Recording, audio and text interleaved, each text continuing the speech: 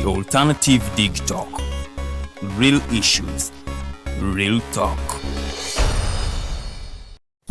If you're a Christian and our nation's politics and governance do not concern you, you are doing a disservice to the God you believe in. The Bible in Ephesians chapter 1 verse 23 says, the church you see is not peripheral to the world is peripheral to the church, which means the church is at the center of everything happening within the world, including, if not especially, how God's people are governed. Why then separate church from politics? Church and politics with your host Sylvain Gumisiriza every Sunday, 2 to 3 p.m. live on Alternative Uganda Facebook page. Nze omubejjalu wedde Lilian mbaniriza maka gaffe amajja era nga wano tugenda okuba nga tukolera programu yaffe emanyiddwa nga The Voltage gaba amasannyalaze gennyini era nga twogera ku bintu ebyenjawulo omwo nno mwe muli ebigenda mu maaso mu ggwanga, ensonga z'ebyobufuzi n'obukulembeze bw'eggwanga Uganda, twogera ku nsonga ez'abavubuka, eddembe ly'obuntu awamu n'ebyenkulaakulana. Togisubwa buli lunaku olwokutaano eba ssaawa emu ey'akawungeezi paka ssaawa 3 ez'ekiro. The Diaspora Link buli lwakuna sawa 11 paka sawa emu eyoreggulo ye program gye tukuleetedde wano ku Alternative Digitalk Uganda. Tugenda batutunulira embeera z'Abannayuganda, baganda baffe, bannyinaffe zibawangaaliramu mu mawanga ag'ebunaayira. Bangi banyigirizibwa, bangi bakosebwa, bangi bayisiddwamu amaaso. Naye tugenda batutunulira engeri gye tusobola okulongosaamu embeera zaabwe. Tugenda kuba tulaba abo abakwatibwako abateekeddwa okuba nga balongoosa embeera zino eno. Tosubwa buli lwakuna n'omuweerezaawo Nixon Segawa. Hello everyone, my name is Abdulatif and I welcome you to the Hotline Show here at the Alternative Digitalk as we discuss issues of national importance. Join us every Monday, 7 to 9 p.m. and see who will be occupying these seats here with us. Keep it Big Talk, real issues, real talk. Buli muntu azalibwa n'eddembe lye ery'obwebange. Obadde okimanyi nti kikakatako okuuma eddembe lino. Eddembe lino likuggyibwako litya era ddi? Munnaffe toyitira. Bino n'ebirala birindirire mu programu yaffe Teeka Ki. N'abaweereza abo Nalukwago Emerin Katumba wamu ne Tumusiime Kato. Buli Lwakubiri ku ssaawa 5 ez'okumakya wano ku Alternative Digitalk. Hi beautiful Ugandans, it's your girl Teddy. Welcome to the Fancy Flow. Who doesn't see my hair, guys? I am super glamorous. Remember, this is the only show where we're going to be talking about fashion. Please, where are you think? Teaching. What has been confusing you about fashion? Sorry, you said I should not smile. For all the information about fashion, maintenance of body shape. I can wear bling bling when I'm going out. So you can wear bling bling going out or any occasion. We shall be doing all this in the Fancy Flow. Remember, it airs every Thursday right from 8:30 to 9 with your girl Teddy Tenjo. It is the Fancy Flow.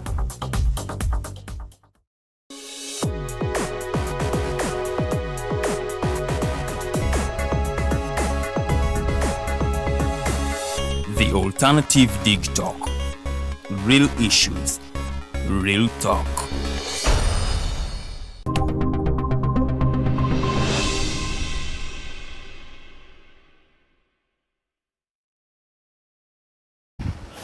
A very, very good evening, ladies and gentlemen. I welcome you today to the Hotline Show. My name is Roger Stoyawe, and obviously, a rare face. You must have been accustomed to the usual face, the usual suspect, the custodian of this platform. But because of a few issues here and there, he wasn't able to be with us today, and I'll be sitting in for him only for today. You'll obviously be seeing him in the forthcoming shows that are going to be happening. I welcome you time again. Today is the 21st day of February. We are actually getting deep into the new year. It's no longer new, actually, I think I should say. Well, we are still in the love month, so that's so important. Today, we are going to be talking about basically the persons with disabilities and their participation in decisions that shape the politics of the country, the governance, obviously, because as people who are also a part of the society, their interests should be catered for. So how far is that, is it enshrined, is it entrenched very well in the policies that are governing this country? In the education sector, are the schools all inclusive? Are the people who have special needs all catered for? Are they enjoying the equal rights as every other person? Now we have gentlemen here who are going to be talking to us about a number of those issues. We have one of them is a counsel, a lawyer in making, so questions of laws and policies he should be in position to answer. We have another gentleman who is also going to be introducing himself. He's going to be, he's representing, I want to say, the civil society, because he's in that line of work. How is the civil society playing their role? Because a part of national building is not just the work of parliamentarians in parliament and the office of the president, the arms of government as they stand. It's a contribution of every other person, me and you, in different capacities. And so civil society also has a role to play in the development and growth and inclusion of everything that happens in society. So I want to welcome them. I will begin with counsel. Sir, good evening. Good evening. Our viewers want to just know who you are, sir, what you do. Thank you, our moderator. I'm Kabaale Allan, a lawyer by profession, a disability rights advocate, but also a politician or a leader in my community. Yes. I'm a married man, a father to 2 beautiful daughters. Yeah, I think that's all for me. I come from Royal District, Katikam South Constituency. Okay. Yeah. And you are a politician in what standing? Pardon? You said you are a politician. Yes, I'm a politician. Not in the real sense of those politicians. I prefer calling myself a leader. Okay. But people call us politicians. Yes, I contested in the just concluded in general elections for Member of Parliament, Katikam South. Yes, and I performed very well. Yes. But you didn't go through. Yeah. Well, we thank God for the performance. But next time, I hope that was a good foundation for the next time that we stand. Sure. I want to also invite this gentleman. He's very smart than at least the rest of us. Sure. A very good evening, sir. Welcome. Thank you, sir. Yeah, if you could just say hello to our viewers and a little bit about yourself. Hi, everyone. My name is Hassan Waddimba. I'm a disability rights advocate. I work with Grassroot Strategies Africa, a youth-led non-government organization that envisions an inclusive, sustainable, and prosperous Africa for all generations. We work to remove barriers hindering the participation of women, young people, and persons with disabilities in development processes. And we do that through knowledge development, capacity building, and advocacy. So the removal of those hindrances, is it through, is it more of advocacy? Advocacy, capacity building, and knowledge development. Oh, thank you so much. You're welcome to today's show. And I want us to get a perspective into, generally as an umbrella, of what is happening in decision-making spaces, especially as far as persons with disabilities, or should I say special needs, is concerned. We have seen a number of policies, a number of them, some of them are even there, that you have this kind of law. It has a provision that is, qualifies the persons of disabilities, of special needs, as all inclusive, but in the ground, the implementation, everything is not really as it stipulates in the law. So I want to begin with the council himself. How is that coming along? How do we streamline all that? Especially as someone who has an interest in politics and who is also, in some way, a disabled person. Okay. To begin with, I would like to commend our government for the effort it has made in coming up with laws that promote inclusion, that respect, that provide for the inclusion and respect of rights for people with disabilities. Uganda is one of those countries that have really prioritized people with disabilities as far as laws are concerned. I think in almost every law of this country, there's a provision that accommodates, that caters for people with disabilities. I'm not to mention all the laws, but to be specific, the Constitution of Uganda, under the Bill of Rights, that's the first articles of the Constitution, provide for non-discrimination. Specifically, when you look at Article 35, provides for affirmative action, of people with disabilities. When we go to Article 30 of the Constitution, which talks about education, it also provides that everyone, including people with disabilities, have a right to education. We have People with Disabilities Act, which was amended recently. We have the Employment Act and so many other laws. Equal Opportunities Commission Act. This is an act which establishes Equal Opportunities Commission, which provides for inclusion of all people, including people with disabilities. So when it comes to the legal framework, Uganda, we are very good at that. In the legal perspective? Yes. Unfortunately, when it comes to implementation, that's where we have the gap, the biggest gap. When we talk about civic space, civic, I would put it the other way, civics. It's about education. Allow me to begin with this quote from Roosevelt, Franklin Roosevelt, who is a former president of USA. He had this to say. He said, democracy cannot succeed unless those who express their choice are prepared to choose wisely. The real safeguard of democracy, therefore, is education. Civics is more about knowledge building. Yes. It's more about awareness raising. It's more about sensitization. Yes, we have good laws in our country, but the challenge is those who are going to implement the laws and those who are beneficiaries of the law. Are those who are going to implement the law aware of the law they are going to implement?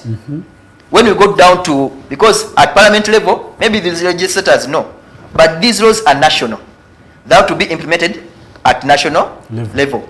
All districts, do cows know, the CDOs know how a particular law provides against on a particular point or issue. So that's the gap. And also, do these people with disabilities who are intended to benefit from this law, are they aware of the existence of a given law? Because you cannot demand something we don't know about. Yeah, so that's where the gap is. So we have parliamentarians. Persons with disabilities basically have, I think, 5 representatives in the National Assembly. And so most of the laws, like you said, they are in paper. We have them. We really have. We are rich in law. I want to say I've had people assert that we have some of the best laws in the world, but we, I think, the worst implementers in the world also, or at least we rank among the best worst implementers in the world. So I want to go to a gentleman, Mr. Hassan Waddimba. How do we make sure that all these people who should be beneficiaries of these policies are all inclusive? One, in planning, implementation, and development generally, in that whole process. How do you think we can do that? Thank you. And especially as an advocate of those people. Like Mr. Kabaale has said, that Uganda is one of the countries with the best legal frameworks when it comes to disability inclusion. And the challenge is how we put these frameworks into practice. Yes. The people that are required to put the frameworks in practice are not knowledgeable enough. They maybe do not have the right capacity to do what is required of them. When we are looking at civic participation of persons with disabilities, it was, besides the Constitution, it was first guaranteed by the Parliament of Uganda through the 1996 Parliamentary Election Statute, which provided for the 5 slots for representatives of persons with disabilities in Parliament, and then through the 1997 Local Governments Act, which provides for representation of persons with disabilities at every level of leadership, right from the village councils to the district councils. However, has this representation been effective? Have the 5 persons with disabilities representing persons with disabilities in Parliament been effective with their duty? Is the way they are elected effective enough? Because if I do not trust the way they are elected, it means I will not also trust on what they are going to deliver. Yes. If I do not trust the qualifications of the persons we elect to the district council, how am I going to trust what they are going to deliver? Yes. Mr. Kabaale has talked about civics, meaning empowering people with knowledge.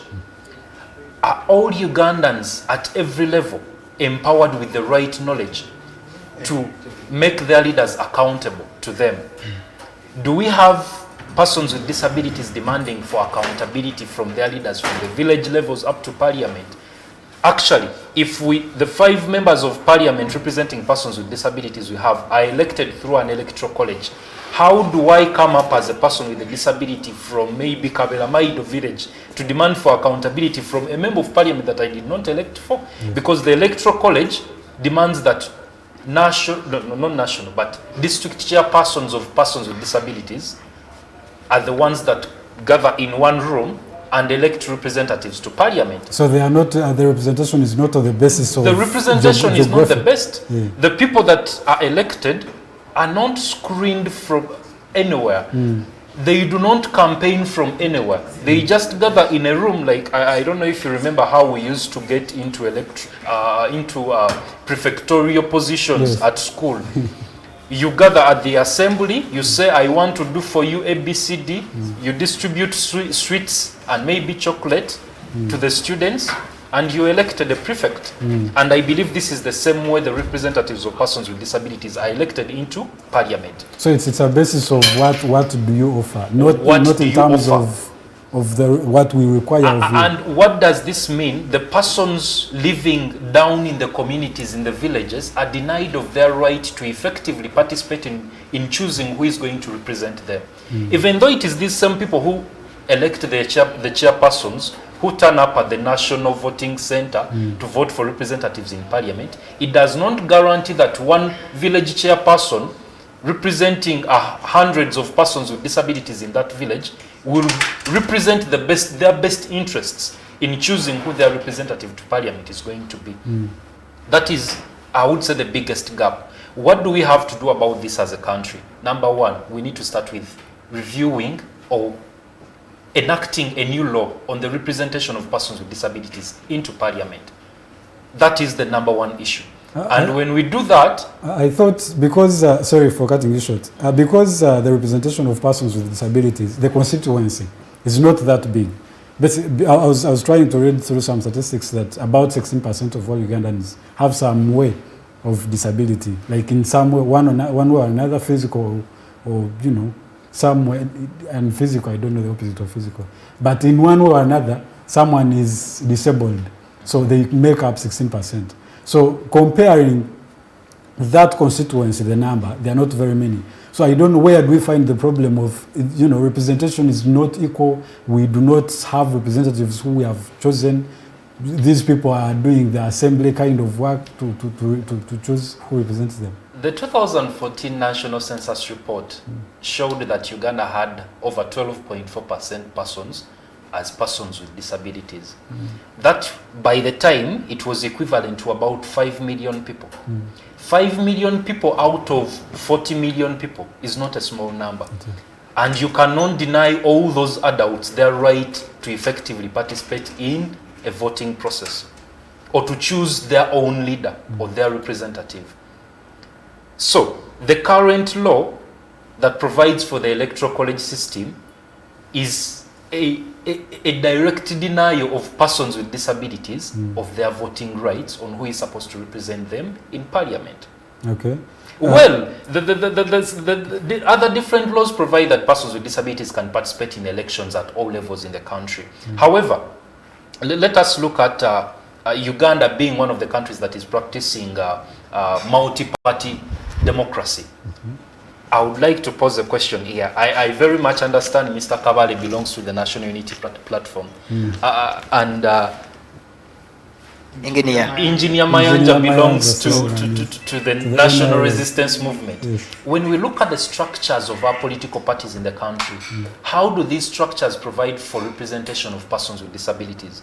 How do the manifestos of these political parties read about interests of persons with disabilities? How have persons with disabilities at the grassroots level contributed to the development of the manifestos or the agendas that these political parties represent? Because if persons with disabilities are not represented right from the political party system, it means even the national agenda is not going to consider them. And that question will go directly to the recipient. I'll make him the recipient of the question. You're very welcome, sir. Thank you. His name is Engineer Mayanja Sulaiman, And I think the other details you'll have to give us a little bit of an introduction. After you respond to his very question, especially given the fact that you subscribe at least to the ruling party. Thank you, moderator. My name is Mayanja Sulaiman, as you have said. I am the national leader in NRM. Previously, I was national general secretary of the PWD League. I'm an aspiring chairperson of the league. If the situation allows, it is only COVID that stopped it. He has raised a pertinent question of representation at the decision-making level. You know, in parties, in politics, the first decision that we make when we want a government is to make a manifesto. I've been at the NRM Secretariat. I have been at 2 of their national campaign teams, 2011 and 2016. But when this manifesto is being formulated, you don't see our representation. It is absurd. So what they put there is imaginary, because they don't consult us. I'm one of those who have been there at the center as a PWD. But while this manifesto is coming into play, you know, it takes a bit of time. Right now they have started. But I have never been consulted. I have not heard of any of my colleagues who are PWDs and are subscribing to the NRM. So it is pertinent that we start at that level. We put our concerns in the manifesto. If the party we subscribe to wins, like my brother is in FDC, if they win, then there's something to implement on our side. Other than imagining it. These people don't understand our issues, except a few. Until like Mr. Waddimba, who is with us, he's like us. But others, they're just sitting there. What do we do to PWDs? Maybe we think of wheelchairs. But of all the denominations of persons with disabilities, yes, the physical and more especially those that use wheelchairs are negligible. There are a few. Compared to the rest, what are the needs of the blind, the albinos, etc., etc. For them, they don't know. So let them bring us on table, and we tell them. Yes. And that is the only solution, which is now going to, a part of the implementation of all that is a work of institutions. Yes. Part of that is a government as one. Yeah. One is also civil society as he's doing. Others he's doing as a lawyer. So that is also some form of representation. How do we make it that the institutions are playing their role? Because you see, the work is not just that the government has put this there, has put a clause that caters for PWDs, and it's only for formality. How do we make sure that even the institutions that are supposed to be at the forefront are actually doing their role? It is still a challenge. In this country, we all know the registration is perfect, almost second to none in the world. Implementation, if we don't rank in the last 3 in the world, I might be lying. I'll give you an example of the Building Control Act. That one affects me directly. While my other colleagues also suffer, but those of us with wheelchairs really suffer. Some of us, our disability, you cannot even crawl on the stairs. You can't. Some can. But as for me, I can't. I'm permanently in a wheelchair. Now, look at the way we were supporting it, let it come, and then we'll solve these issues. I'm one of those activists who has been in Kampala and, you know, trying to make sure people think of accessibility. Yes. But now, the law came, the act is there. But what is going on? And even its implementation, because it starts from top, the board at national level, then it has to trickle down at district. They make a committee there. They make a committee at municipality, up to sub-county. And all of those committees have representatives. Nothing, they have not implemented it. Personally, I'm also a councillor at Machinde Sabaga municipality for 2 terms now. Nothing, you don't see anything. It has not trickled down. Now, being in a municipality that is near Kampala, and we have not started implementing a law, I think it is now 2 years old. What are we on? So implementation is still an issue, a very challenging issue, not only to our issues, but to several others, by the way. And the way people respond, MPs respond by making particular laws. We are going to make our own law on this. You understand? Yes. So our issues are scattered in that law and that law. Let's make our particular law. We are very good at that, particular law, but implementation is lacking. So in that whole process, I want to go back to council. We have representatives. What is their role? Because if we have those MPs who are there, we have councillors at the Building Control Act.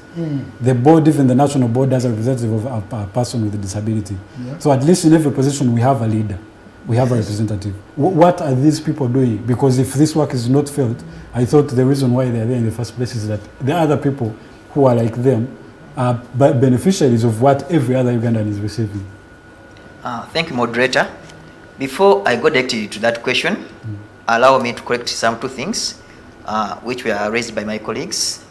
First of all, the Building Control Act is 2013. So it has been in existence for over 9 years.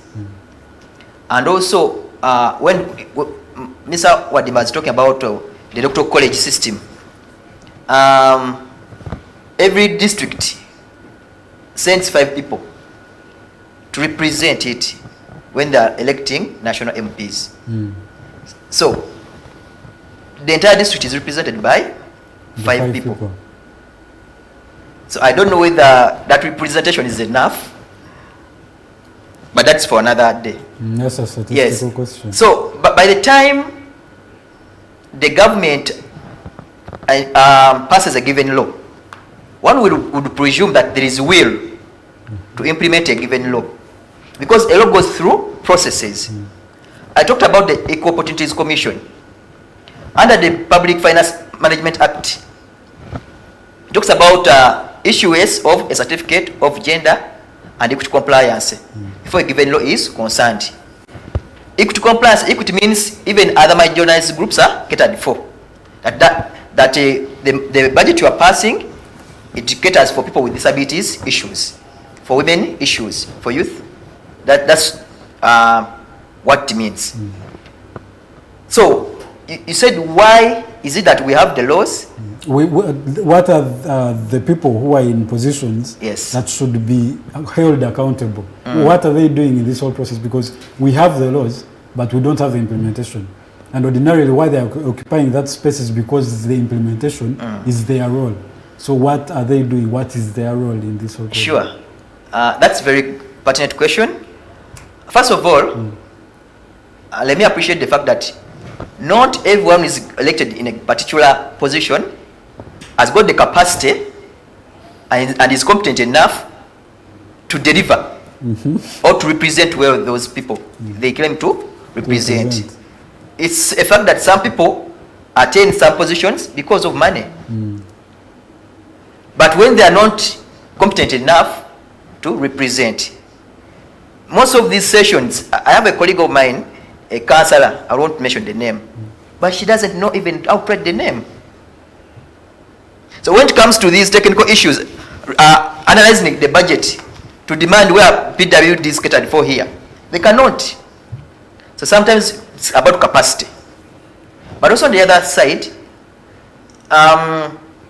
when these meetings are being called, maybe stakeholders engagement meetings, consultation meetings, sometimes they're left behind. You know, PWDs were considered as by the way, because we didn't invite these people. Sometimes we're not invited, even when we are leaders. So there is that gap. Another issue could be about, even as I stated earlier on, about the knowledge of these particular laws and policies. Engineer Sulaiman may not know a particular policy or law that would use to demand for a particular issue. So the knowledge gap is also a challenge. In addition to other so many challenges. So that's why it's very important to build capacity. Because civic education empowers marginalized groups to use institutional levers to advance social justice. So if these people are not educated, if their capacity is not built, their representation will be useless, if I'm to say like that. So it's on the other, it's either side, building capacity of our leaders, those ones who represent people with disabilities, but also the capacity of those implementers of these policies. To understand what exactly... To understand what the policy provides for. That's what I would say. And for, in the representation, I have personally not seen a visually impaired person as a leader of PWD. So are the leaders, those who are chosen, based on the type of impairment? Because inclusivity also means that someone understands the needs of all of the others. So is the selection process of this representation also subject to how you are impaired, or it's also subject to how your financial pocket is deep? Ideally, the parliamentary, the member, it's called parliamentary, that law which governs members of parliament, I'm forgetting how to say it. Yes, Act. It provides that when you are electing leaders of people with disabilities, you must take into consideration different categories. That's provided in the law. Even I think the Local Government Act provides for the same. But in practice, there's also disability politics, influenced by numbers of given disabilities who are voting. Because when we gather at the district, and maybe, even by the way, even that numbers being aside, I saw it in my district, Luwero, when we are getting representatives, the 5. You may find that maybe you don't have a person with a rubinism among those ones who are converged to contest or to vote. Some disabilities, they are not everywhere. But when it comes to national level, as I said, there's also disability politics. You may find that physically, the physical challenges are more. So they take advantage of their numbers. I think that's one of the challenges I would mention for now. I would like to add to that. I believe the degree to which a person is involved in society generally determines greatly how much they are going to be involved in politics. You realize that according to statistics, Uganda, I believe, has, by 2014, the National Census report, there were more persons with hearing impairments than those with physical impairments. Am I right? But when you consider participation of persons with hearing impairments generally in society, it is less compared to that of persons with physical impairments.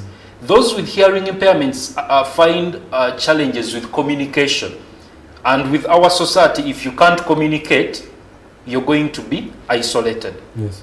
For people like Mr. Kabaale, who is going to move with his crutches and go anywhere, for people like Engineer Sulaiman, who is going to use his wheelchair to go anywhere, for as long as he can communicate, he's going to participate in society. So, when you do not participate in society, you're likely to find challenges to participate in issues to do with leadership.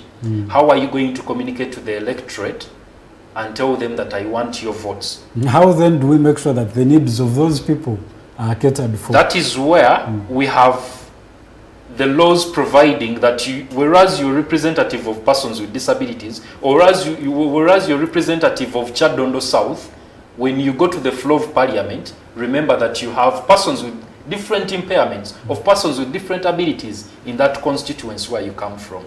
But you also realize that the same statute that we raised earlier, the 1996 Parliamentary Elections Act, it is the same act that provides for sign language as a mode of communication on the floor of parliament.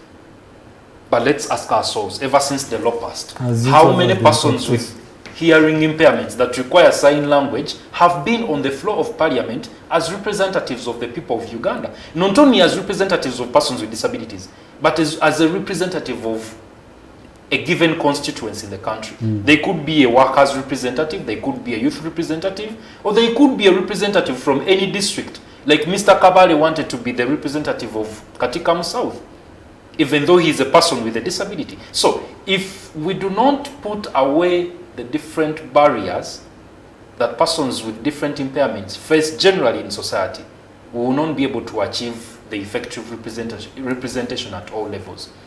We need to do away with the attitudinal barriers among ourselves as the people, as society. How do we see persons with disabilities? How do we include them in education, in economic opportunities? If we include them as everyone else, then when it comes to politics, they will also be able to participate.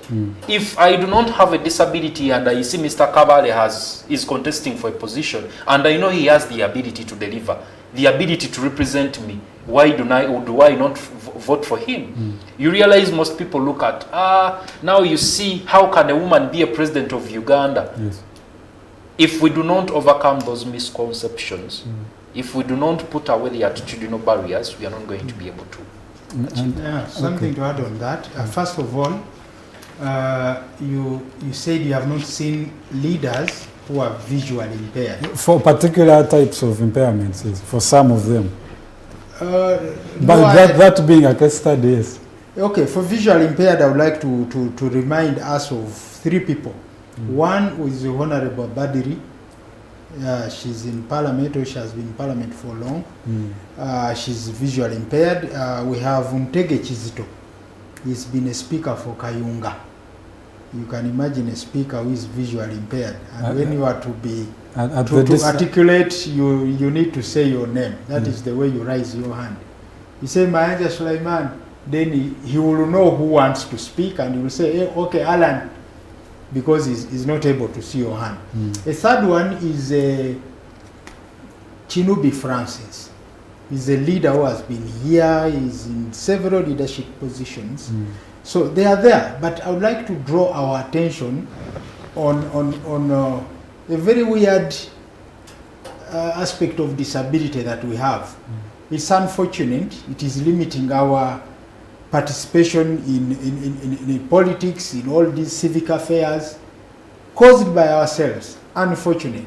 That is the discrimination between our own selves, our types of disabilities. Because you raised an issue. Why do I see most physical people, you know? When we go to Nambole, when we go to the district, there is a way we will discriminate between ourselves. We don't elect that albino, we don't elect that deaf, we don't elect that blind. That is why, yes, different disabilities are all there, and a leader must embrace them. But for us leaders we do, but the population, the voters, do not. So discriminating against ourselves is also against us. It is a very bad thing. That how do we vote that one? You know, we need to overcome it as disabled people and consider everybody with a disability as a person with a disability. So that's when we will have representation. My brother talked about the 2 laws, the Parliamentary Elections Act and the Local Government Act. They simply enlist the types of disabilities, but they don't say when you're electing, consider these. Also, I would like to react on the representation you talked about. We had about 655 representatives to elect our MPs. And he asked whether that is enough or not. Maybe with the districts that has increased, but to me, I think that is not enough. 650 people. When you add up districts, just the number of districts times 5 people, you will get that number. That is not enough. At least in a district, let's take, you know, it is funny. I'll take the example of Kampala. Mbarara, Mbale. They have become cities. They have divisions, but they still consider it as Kampala, 5 people. You end up getting 1 person from each division. If they are fair enough to do that. Otherwise, it is muscling. If I go and we are 3 from Lubaga, we go. Now, You can imagine the whole of Kampala being represented by 5 people to elect our MPs. So to me, to bring up our representation properly, we need to increase that number. We need to increase the number of MPs in Parliament. And NRM, our side, we are better, by the way.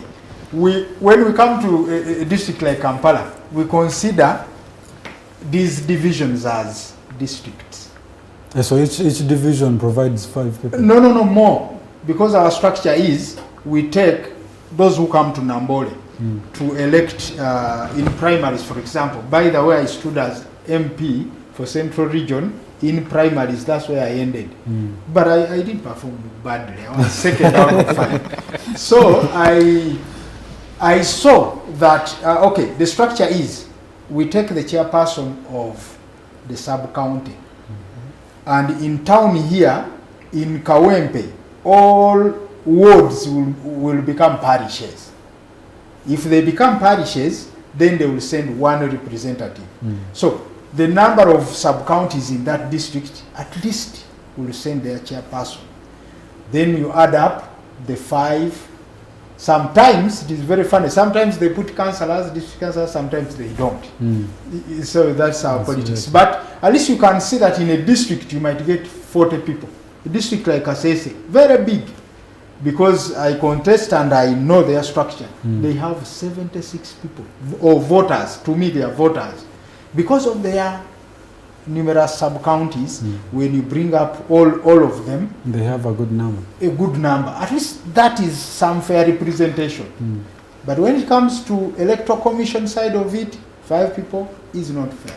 And as someone who also who holds some office of leadership, yes, and who has been in that space for quite some time, I should say, we have had the office, the Ministry of State for Elderly and Disability. It had been, if it has been occupied anyway, had been vacant for about 2 years now. Yes. So is it also the role of should it be the role of the national policy making body, or these people who are leaders of the PWDs are also not doing their job? Because that's one of the top offices that should be, vying for the spaces for these people. For that matter, we have really done our job. We as PWD leaders, people who are concerned, people who are in the know, drumming up support, asking the president to appoint somebody. By now the office is occupied. But much as we make all that noise, it remains to the president to choose whoever he wants at the time he chooses. We are very happy and grateful to him that right now we have a person with a disability who is in that office. Unlike before, that is after Honorable Naiga went. Yeah, we didn't have somebody, so they were putting others who are not persons with disabilities, who do not feel us. Because you know that saying, you started with it, you say, it is not for us, without us. Without us. Yes. So now, for us leaders, like these ones you see here and those you know, once you are there, the concerns of all types of disabilities will be in your head. You will know the needs of an albino. You will know the needs of somebody with autism. Therefore, you are able to articulate, other than a person without a disability. Also, in politics, it has a meaning. It has feelings attached to it. When a PWD feels, in that office there is a PWD. Yeah. I've been at a district service commission, by the way. I worked in Sembala and Bukoma and Simi. You would see that if somebody has applied and they come and they find me in a wheelchair, they feel at home. They feel now they have somebody on their team. And I had taught my colleagues, there is this, what we call positive discrimination. I would fight to the last until I make sure this guy gets a job. They might not perform the best in the interview, but I'll tell them, I'm here because of this person. Everybody who did not really perform too poorly, by the time we get to interview, we have scrutinized. We make a short list. So somebody has all that is necessary. Now it remains for him to present himself. Now, if you don't present too bad, I would convince my colleagues to, but you see the person is comfortable because he has somebody there. Therefore, representation is very important. Yes. And a part of, I think, strengthening representation is a question of advocacy, because certain things might not happen because maybe PWDs representatives are not enough. So the voices of the people like Hassan matter so much to add on top of these others. So I wonder, have they also been doing enough? We have the National Union of Persons with Disabilities in Uganda. We have a number of those. He represents, his organization is one of those. Are you really doing justice for them? Before I answer that, I would like to chip in briefly on what Engineer Sulaiman has said about positive discrimination. The joy you feel, the confidence you get when you go to an office and you find there that the person who is going to serve you is also a person with a disability like you. I would like to ask, to identify with? Where do we have persons with disabilities in government institutions as employees? That you go to this ministry, you go to that office, you go to this department, and the person who is going to serve you is a person with a disability. When we deny persons with disabilities an opportunity to be employed in these institutions, we are also denying many of them who see them as role models an opportunity to believe in themselves, to trust in their abilities. So when Mr. Mayanja says that I go to this office, or as a politician, he spoke as a politician, that when I look at that big office and I know the person I'm going to find there is a fellow person with a disability, I'll be contented. He's speaking from a purely political perspective, yes. But me, I'm speaking from a purely inclusion perspective. That yes, I know persons with disabilities have rights, they have to be represented everywhere, but if we also do not give them an opportunity to be represented in work-related issues, we are denying them the chance to be sure of their abilities, to be confident of their abilities. And for equal participation. And for equal participation. Secondly, I would like to say something political. I'm sorry. I'm the only one of the panelists who is not into politics. Mr. Mayanja said that his party has arrangements during the primaries that they take more representatives to vote at Nambole. You realize the current electoral college system, the way it is, there is one political party benefiting from it, and that is the NRM that Mr. Mayanja comes from. You realize, if not all, 4 out of the 5 representatives of persons with disabilities in parliament are from the NRM party. You go down to the village councils, you go to the district councils, the sub-counties, all these representatives are from one party. How have they been able to achieve that? Is because they established structures at every level for persons with disabilities. What is Mr. Kabaale's party not doing well, much as they are about 2 years old, is that they have established structures at that level. Why am I concerned about this? Mr. Mayanja said he's been a leader, he's been at the National Campaign Committee of the NRM for quite a number of years, about 10. But he has not been consulted on the formulation of the national manifesto, of the party manifesto at any point in his life. If we do not have structures for disability representation in the other political parties, you realize persons with disabilities are not going to be consulted. Yeah, because they feel it's only one side, so there's only one perspective. No. If for Mr. Mayanja's party, which has been in power for over 30 years, does not go down to consult from them, then what is he going to do? Yes. They have to push up their efforts, bring persons with disabilities on board, not just as voters, not just as people that are going to support them, but as people who are going to contribute to what interests does the party represent. And I think that is very relevant, because you realize, whereas his party has a manifesto, when they get elected into power, they implement that manifesto. But on the other hand, they also peep into what does the FDC have, what does the Democratic Party have, what does NUP have, and they pick out the good elements and also implement them. So can we assume that his party can pick out the good elements of disability inclusion from the NUP manifesto, from the FDC manifesto, from any structures of the other parties, and bring it on board and implement it, in the end putting away the politics? all persons with disabilities are going to benefit, and their families. I want, when his time comes, he's going to answer that question. Can I be on whether they do the adoption of good policies from other parties, given the fact, because he just mentioned that even in their election process, some people will be like, I cannot vote for an albino. Yeah. So if that is also within, how is it possible that they are going to adopt some other policies from another party?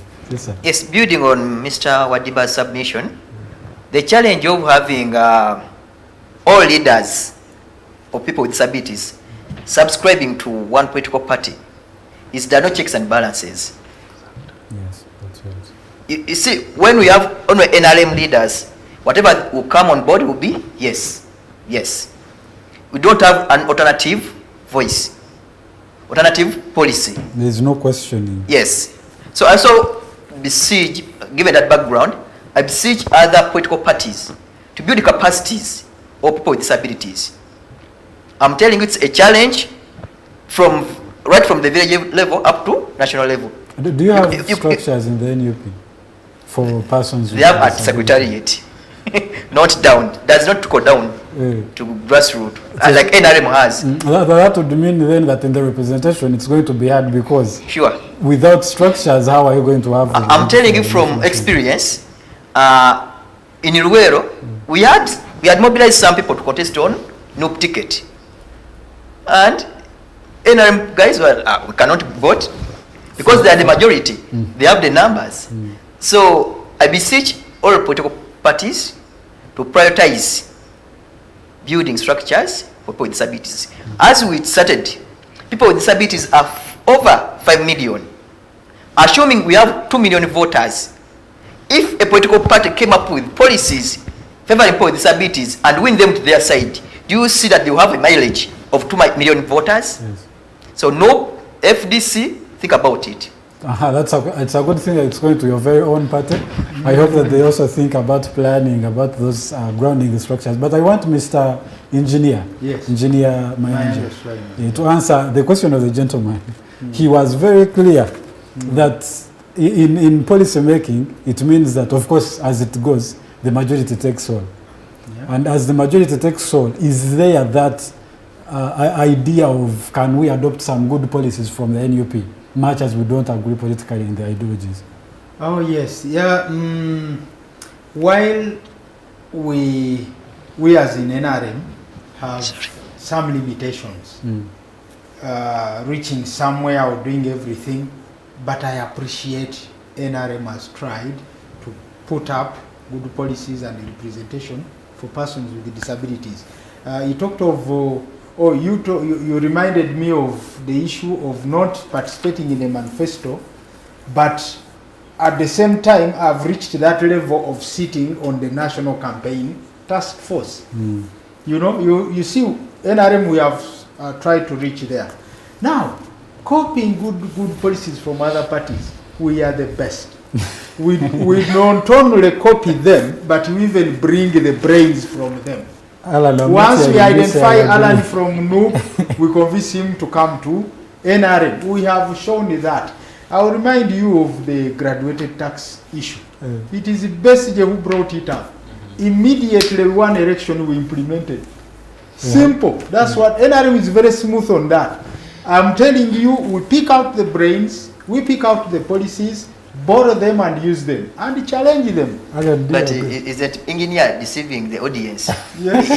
He earlier stated that they are not consulted during the whole process of policy manifesto formulation. Yes. So how are you able to contribute to the content? These are two different things. Copying ideas from NUP, from FDC, as well as being able to participate in formulating the manifesto. It is, to me, they are two different things. And I admit, we still have some gaps even in NRM after 37 years for us to reach there. My starting point was, because I've analyzed all these problems we have, the challenges, etc. I have seen we need now to go to the decision-making level, that table, where they will make a decision and you remind them.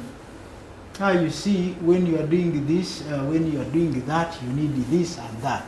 Take an example, if I'm in the Ministry of Health, and they're trying to construct an hospital, health center for anywhere, I might not, okay, me who knows, I will not stop at a ramp.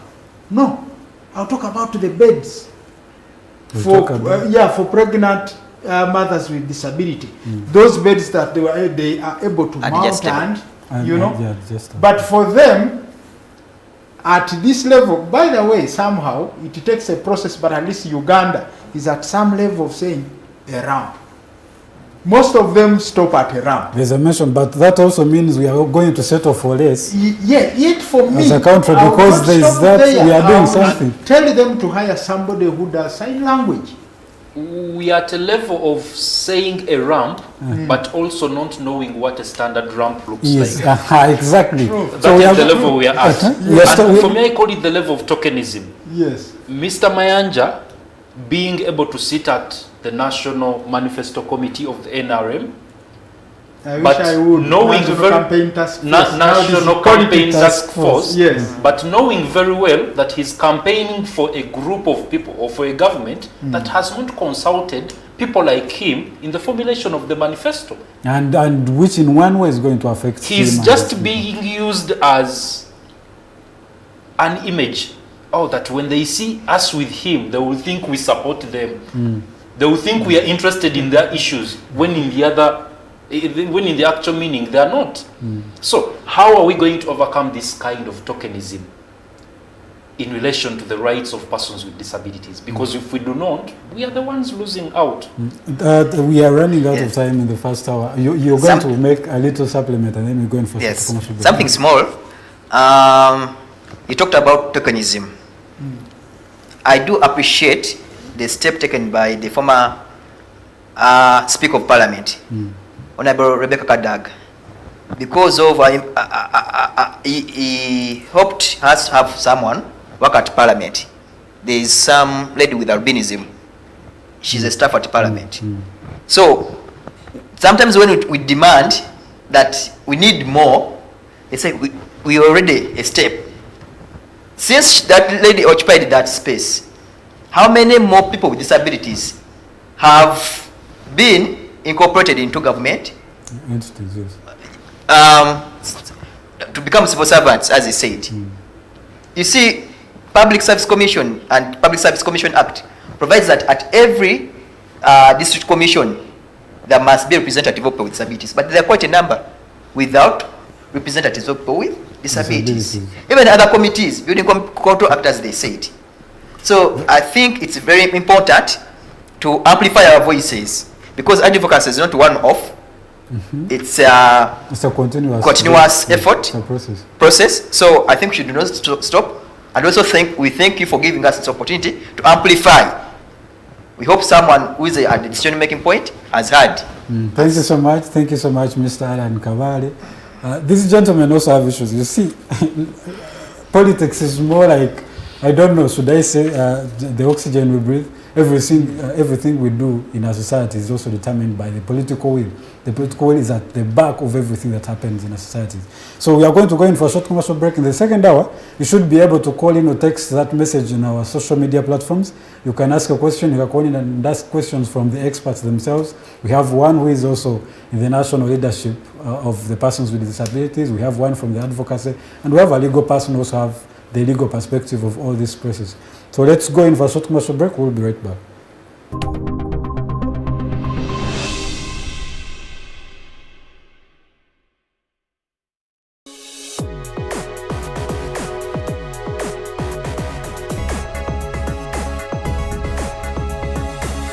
The Alternative Digitalk. Real issues, real talk.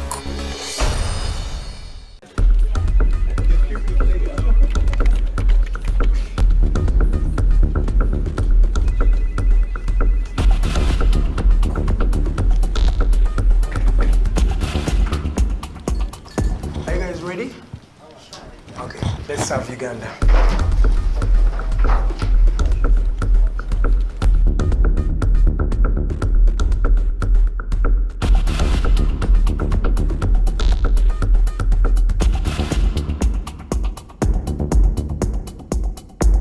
As promised, we deliver. We are redefining the social media narrative, asking tough questions and holding your leaders accountable. We are non-partisan and break down having a conversation with Uganda.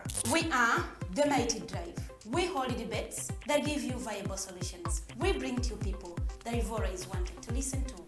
We are gender sensitive and give space to the unheard voices. Not forgetting the quote of the day. We are live on our social media platforms, The Alternative Uganda on Facebook, YouTube and Twitter from Monday to Friday, 7 to 9 a.m. Don't miss the debate behind the wheels and studios.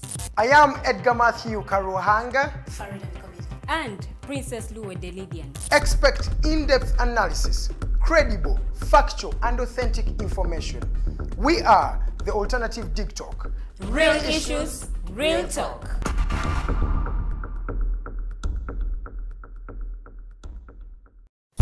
If you're a Christian and our nation's politics and governance do not concern you, you are doing a disservice to the God you believe in.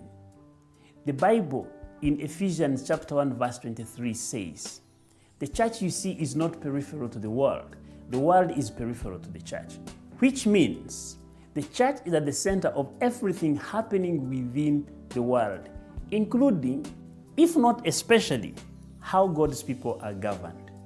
Why then separate church from politics? Church and politics with your host Sylvain Gumisiriza every Sunday, 2 to 3 p.m. live on Alternative Uganda Facebook page. Buli muntu azaliwa n'eddembe lye ery'obwebange. Obadde okimanyi nti kikakatako okuuma eddembe lino. Eddembe lino likuggyibwako litya era ddi? Munnaffe toyitira. Bino n'ebirala birindirire mu programu yaffe Teeka Ki. N'abaweereza abo Nalukwago Emerin Katumba wamu ne Tumusiime Kato. Buli Lwakubiri ku ssaawa 5 ez'okumakya wano ku Alternative Digitalk.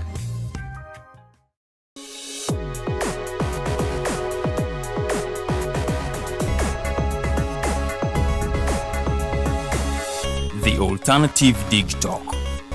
Real issues, real talk.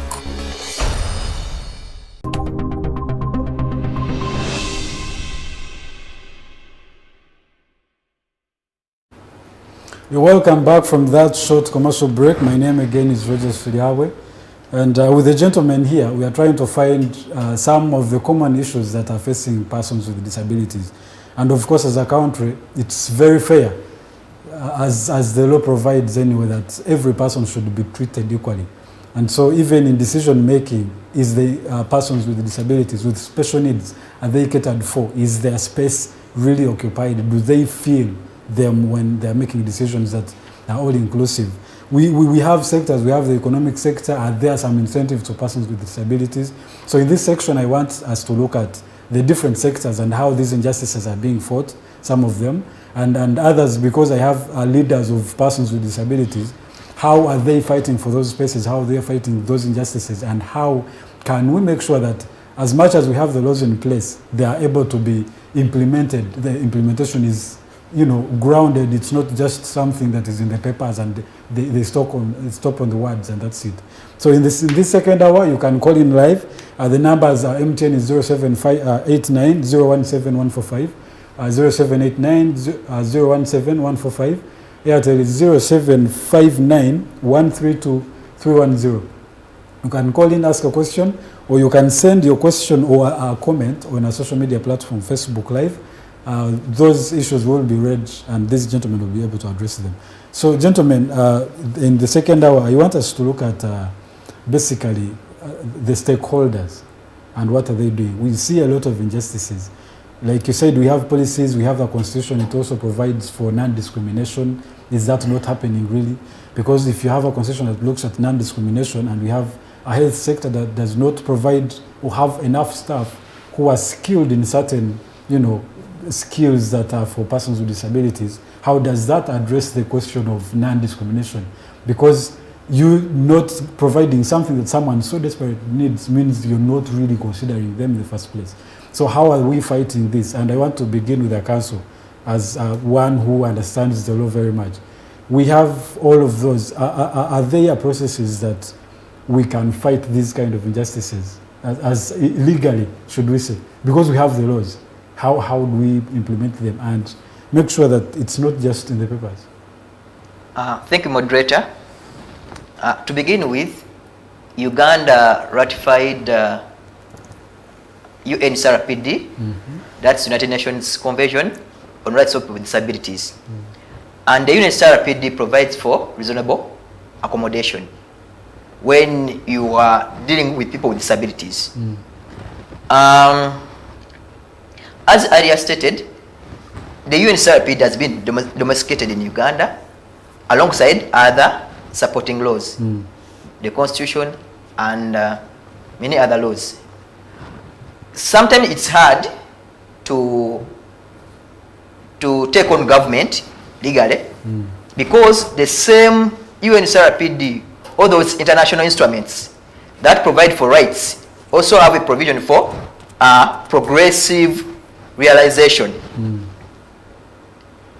If you try to take on the government, they usually say that we are doing something, because progressive realization goes ahead to say as and when resources are available. So the government has a defense that we are limited by resources. What's the alternative of having these issues addressed? When Mr. Waddimba carries out capacity building, when he carries out advocacy, they are creating champions of disability rights. People who are going to push for these rights. As I began that you cannot demand for something you don't know. So Mr. Waddimba is helping us to build, to come up with these champions to foster the implementation of these rights.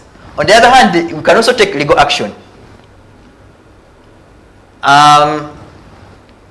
Under Article 150 of the Constitution, it provides that if you see a given right being violated, you can take it up in public interest. Yes.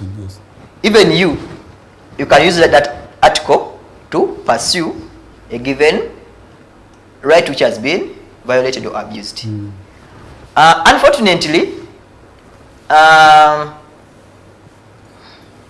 even when you see, there's a provision in the, I think it's in Judicature Act, that provides that a court shall not give a ruling which is in futility, that which cannot be implemented. So some of these things, I think the best way is to create awareness, to sensitize the policy implementers as well as policy makers. Policy makers to come with policies or laws that are cognizant of disability rights and needs. Policy implementers to make them aware of the ability of these laws. Because if they are aware, they will be fearing to be held accountable for abusing these laws. Yes. I want to move on to Mr. Hassan. You are, should I say, a representative of the civil society, and part of basically the whole discussion is also about your civic education, because that's part of your role. We have schools, we have curriculums. I am not sure if the laws really, the policies and the curriculum really caters for every kind of special need. How are you as a civil society contributing to that process?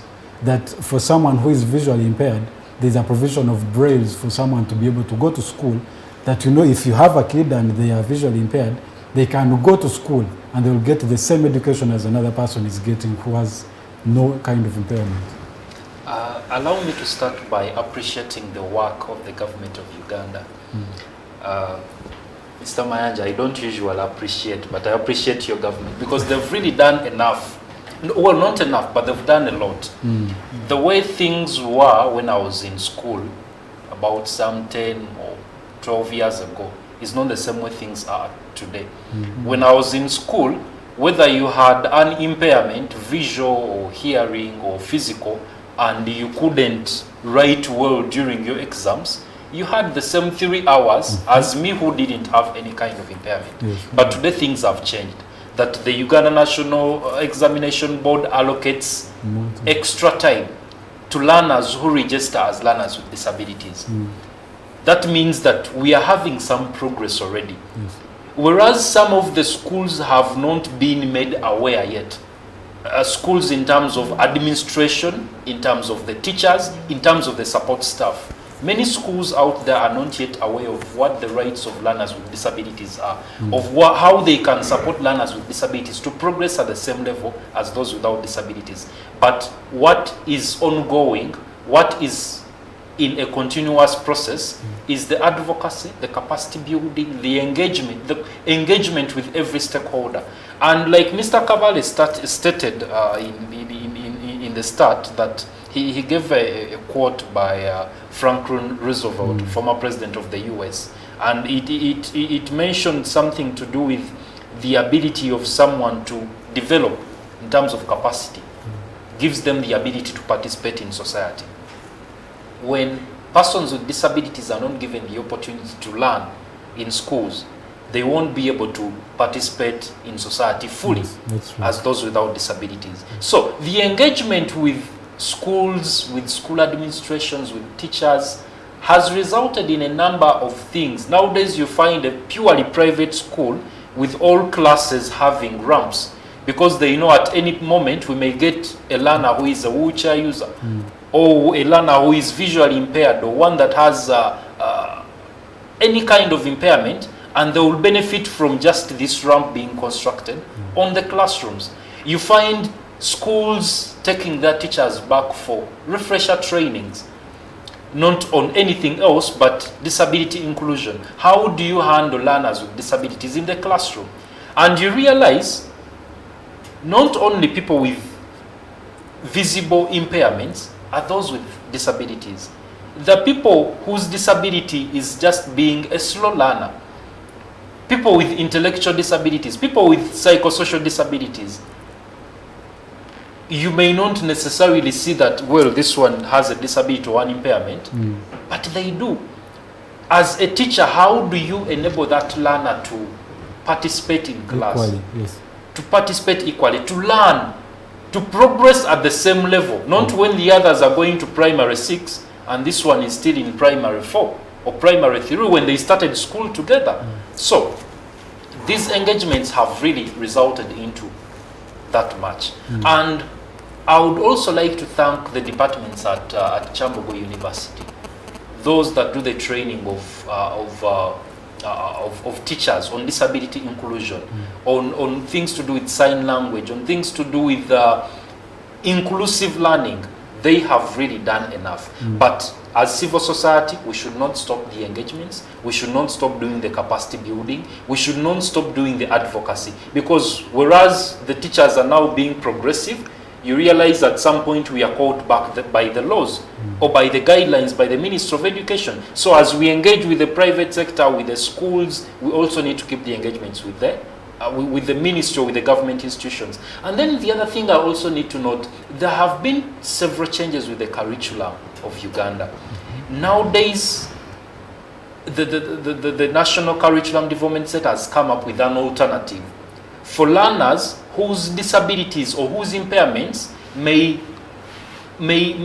hinder their progression, especially in secondary school. That if a learner with a disability reaches senior 3, they are able to branch into vocational education. Yes. And that vocational education is going to give them a certificate equivalent to that of someone who has completed senior 4 or one who has completed senior 6. So you realize that we are moving forward. Previously, we used to complain about the evaluation system in schools. We all used to do examinations at the end of the term or the end of the year. And you realize that for someone who is not good at writing fast, their answers in the exam will be limited. they will not be able to fully express themselves during the national exams. When you have an alternative of learners who are not able to perform here, to take another course, but at the end get the same qualification, that is something progressive. And maybe in terms of evaluation, what we need to improve nowadays is that not everyone has to sit down and write an exam. Can I come and present myself? If I am not able to write, can I present myself and answer my exams orally?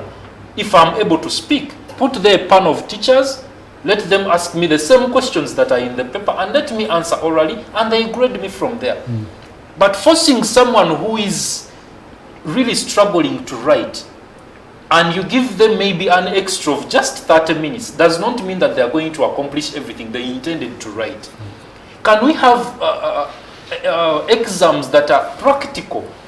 Do we even have teachers who understand like brailles for the visually impaired? That if someone cannot speak and they cannot write anywhere at all, like the usual writing, they can still go to school, do exams with everyone and be marked and they will pass? The teachers do exist in the schools that have had, or the teachers that have been empowered, in the schools that have had engagements maybe with civil society or with different government institutions that are doing this advocacy work.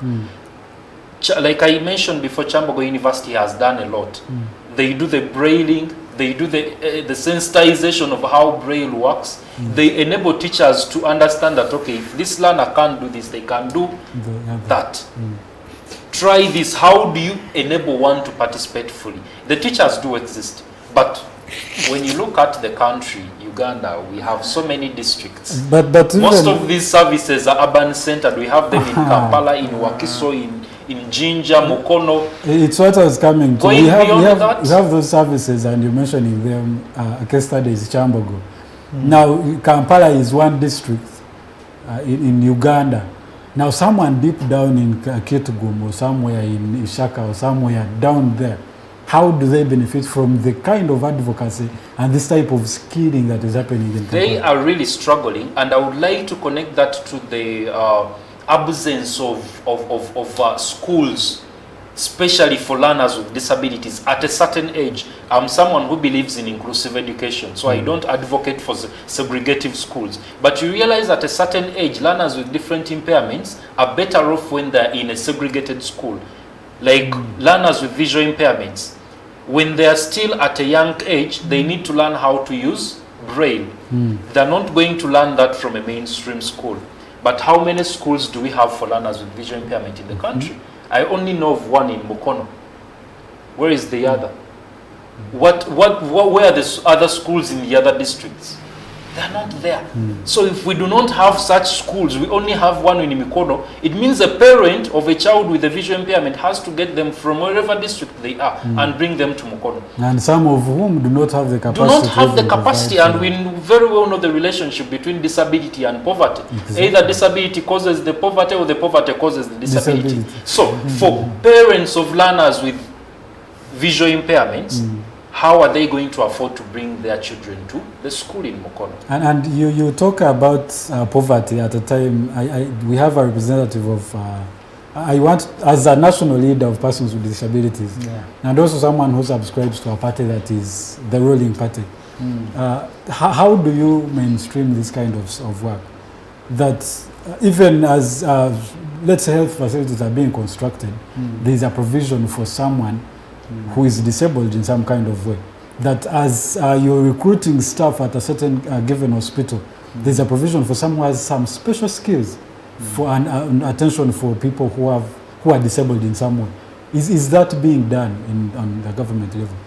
Yeah, we are doing it because there are a number of interventions government is doing to ensure that we come up. I know Rome was not built in one day. We are moving slowly but surely. I'll give you two examples, which maybe my colleagues might be aware of or not.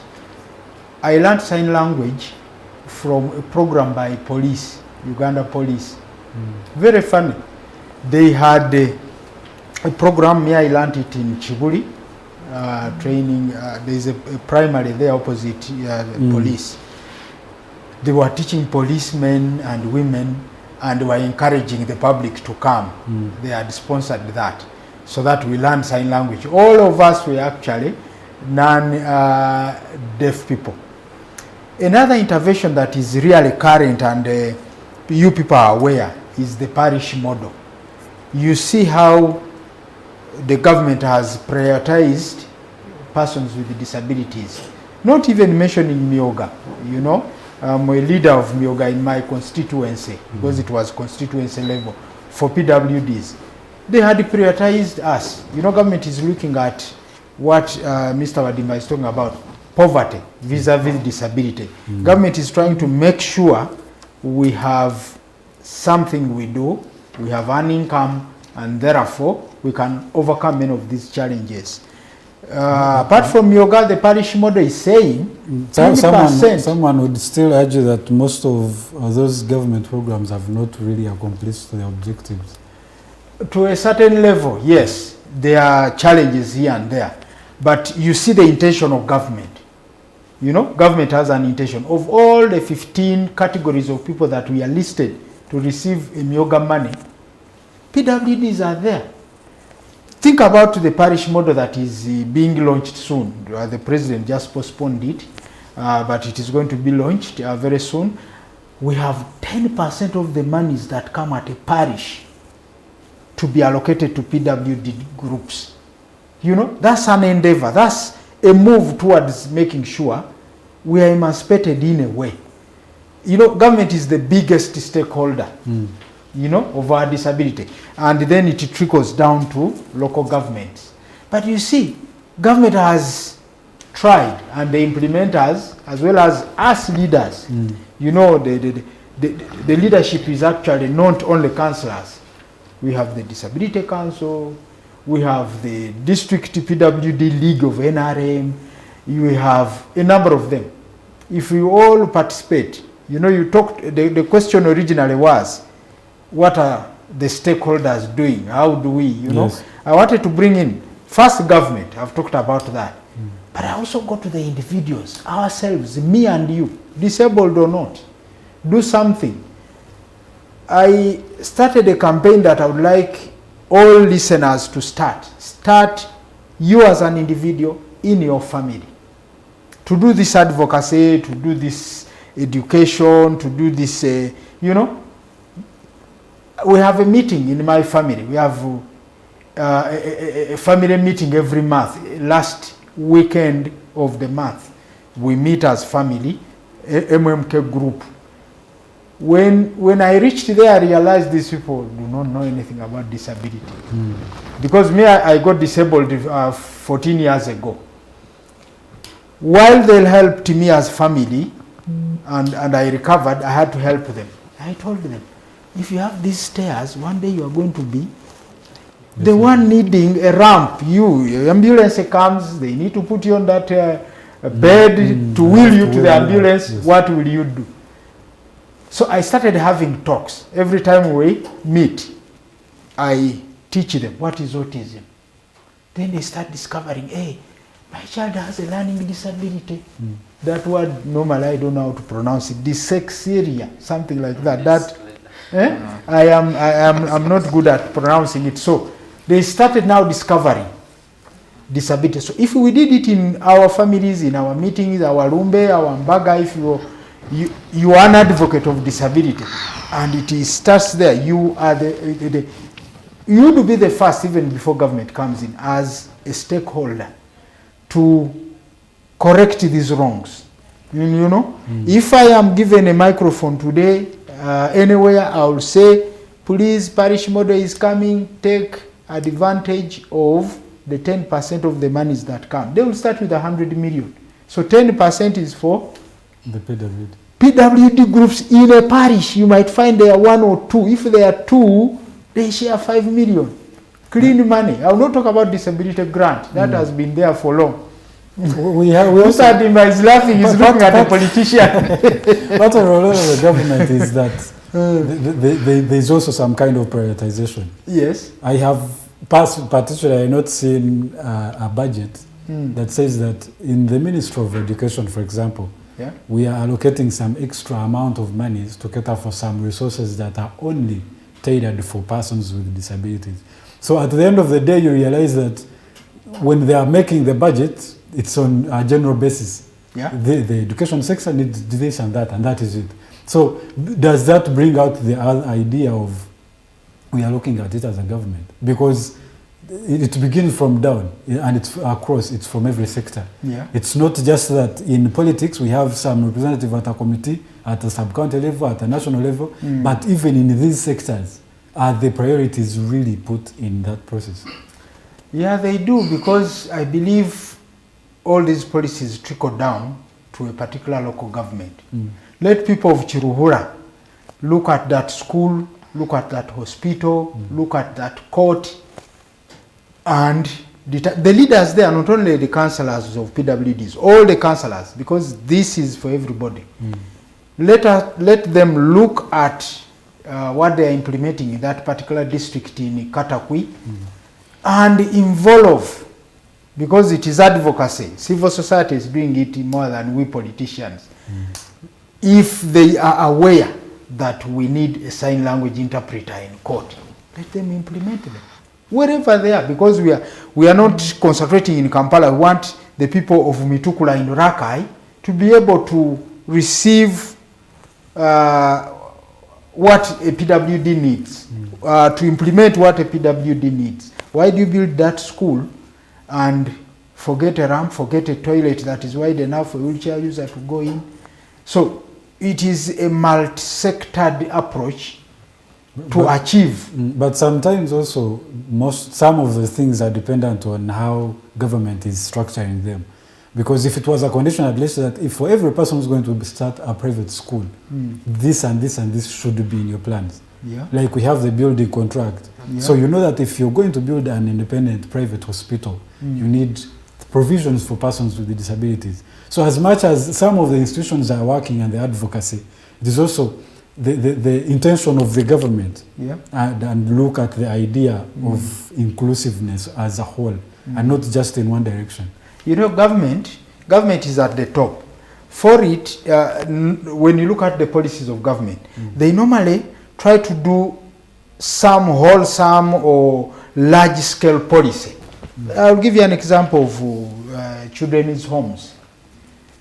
Government looked at them and saw that people are fleecing parents, people are denying the children of disabilities to bond with their families. So they kind of limited. It is very strict for you to start a children's home and children are living there day and night. Normally they say bring them during the day, let the parents themselves cater, and in my place they cater in rotational basis. If we have 5 children there, we the parents of these children are going to keep rotating to cater for this. Another example would be on the district service commission where I've served.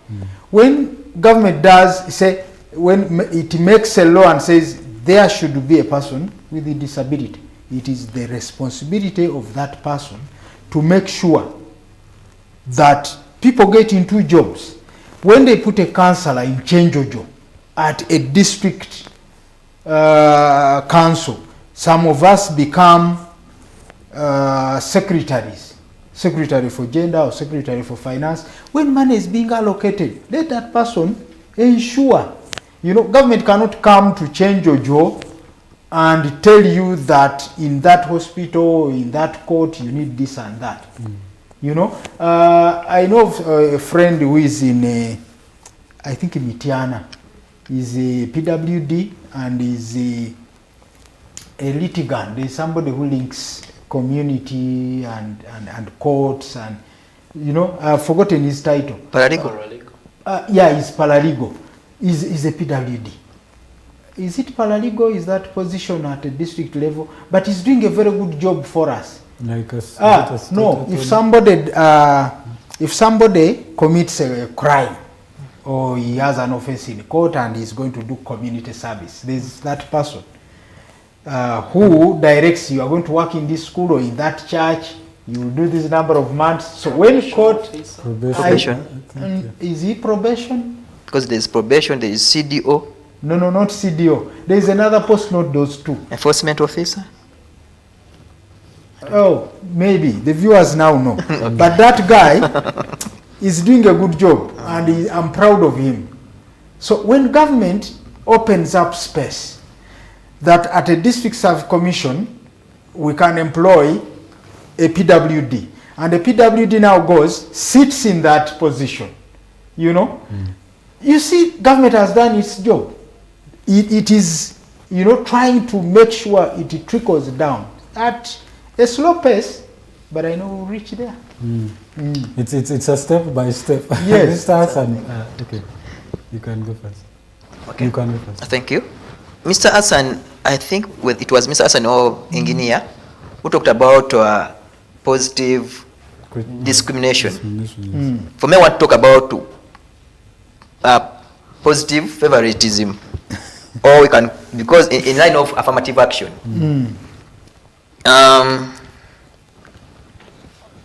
When it comes to allocation of resources, people with disabilities, if we are not very specific, as you stated, that this portion, as you said, 10%, should go to people with disabilities in health, in education, in all departments and agencies of government. There will not be ground for you to challenge what has been given to you. Secondly, Mr. Wadimba was talking about that much as is against putting people with disabilities in one place, but it would be good if they are catered for, especially. My challenge with that, people with disabilities, when they attend the education, they're not being trained to serve people with disabilities. They're being trained to serve society. A society which has people with disabilities and those without disabilities. So if we teach them in isolation from colleagues without disabilities, how will these people without disabilities know how to get along with people with disabilities? And how will I be able, as a person with disabilities, how will I be able to easily mingle with colleagues without disabilities after my school? For me, I advocate for inclusive education system everywhere. Inclusive health system, because if you put it in education, that we have special schools for people with disabilities, then to also require the same in health. Yes, that's right. It requires the same in maybe in entertainment. Technically, every sector. Every sector. So I think we should build an inclusive society, an inclusive public service, an inclusive government in all spaces. Because if we begin from the least level, maybe health level, up to national, when we begin being inclusive at the least level, we shall be inclusive at the top level. That's what I wanted to add. And Mr. Waddimba, as he wanted at some point to respond, I also want to ask you this particularly. As advocacy, does your advocacy also include a provision of certain services, like maybe like people with albinism in times of drought, they have issues with the sun, and then sunscreen is so expensive? Do you support those kinds of people? There are institutions that do both advocacy and direct service provision, especially organizations of persons with albinism. They do the distribution of the sunscreens, the lotions that help to protect their skin from the sun, and they also get involved in advocacy. And whatever their role is and how they play it, I would just like to emphasize that government should open up the space more to civil society organizations to operate. Because in the start, Mr. Kabaale mentioned that the people we elect into positions of power or leadership, the people that work in government institutions, do not necessarily have the knowledge that they require to implement these different things that we usually advocate for. So when you open up the space for civil society or organizations of persons with disabilities, they are the custodians of knowledge on disability inclusion. They do the research, they engage with persons with disabilities on a daily basis, they have case studies from all over the world.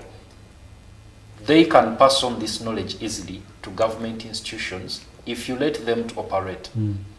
They can support persons with disabilities. They can support all institutions in the country to have the knowledge and use it well where it is required.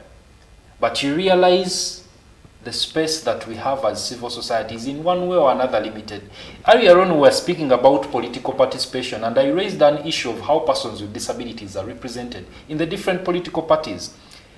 I remember at the end of the electoral process in 2021, I wanted to do a study on how persons with disabilities participated in the election. And I had assumed that part of the recommendations I was to give after the study was to improve how political parties work with civil society organizations, to include persons with disabilities. Because it is these organizations that have the knowledge that political parties are looking for. But you know what happened prior to the election, how civil society organizations were being hunted down for colluding with opposition parties. The president recently said you are useless. The president said we are useless. So you realize the space we have, it's like they tie a donut in front of you and they tie your hands at the back and they tell you to eat the donut. That is how civil society is currently. So can we be given the freedom to operate, to work? Because when we work, everyone benefits. Government does not have the resources. Sometimes we are able to secure these resources from our donors. Government does not have the knowledge. We have the knowledge. You've done the research.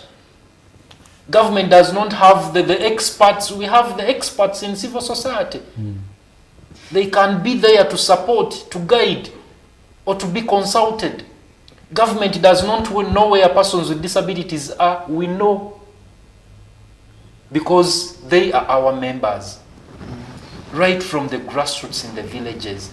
You see, we have the National Union of Persons with Disabilities in Uganda, NUDIPU. It's an umbrella organization of all organizations of persons with disabilities.